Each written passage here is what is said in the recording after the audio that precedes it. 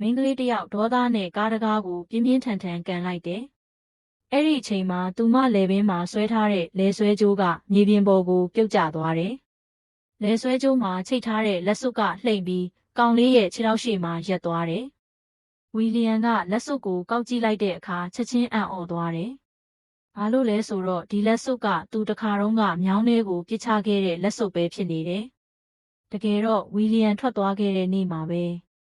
အမ်မာကအရန်အေးတဲ့ဆောင်းရာသီထဲမှာတညလုံးလက်စွပ်ကိုရှာခဲ့တာ။ဒါပေမဲ့အခုတော့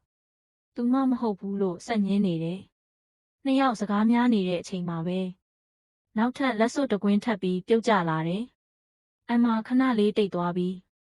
ချက်ချင်းလက်စွပ်ကိုခြေထောက်နဲ့ဖုံးနှင်းလိုက်တယ်။ဒါပေမဲ့ဝီလီယံကဘေးဖယ်ပြီးကောက်ယူလိုက်တယ်။အဲ့ဒီအချိန်မှာပဲသူနားလည်သွားတယ်။ဒီလက်စွပ်နှစ်ကွင်းကသူတို့နှစ်ယောက်ရဲ့ couple rings ပဲဖြစ်တယ်။ဝီလီယံသိလိုက်တယ်။အမ်မာသူ့ကိုမေတ္တာမကုန်သေးဘူးဆိုတာ။တကယ်တော့အရင်တစ်နှစ်က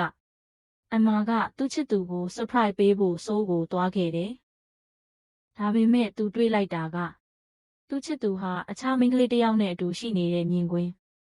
စိတ်ပြတ်သွားတဲ့အမ်မာဟာဖုန်းကိုအမှိုက်ပုံးထဲပစ်လိုက်ပြီးဘယ်ကိုသွားမယ်မသိပဲဘတ်စကားတစ်စီးပေါ်တက်လိုက်တယ်။နောက်ဆုံးမှတ်တိုင်ကပင်လယ်ကမ်းခြေဖြစ်နေတယ်။အဲ့ဒီနေရာမှာပဲသူမဝီလီယံကိုတွေ့ခဲ့တယ်။ဒါပေမဲ့ထပ်ပြီးမခံစားချင်လို့သူမတိတ်တိတ်လေးပျောက်ကွယ်သွားခဲ့တယ်။နောက်တစ်နေ့မှာတော့နှစ်ယောက်လုံးပြန်တွေ့ခဲ့ကြတယ်။ဝီလီယံကတစ်နှစ်လုံးတင်ထားခဲ့တဲ့လက်ဆွဲကြိုးကိုထုတ်ပြီး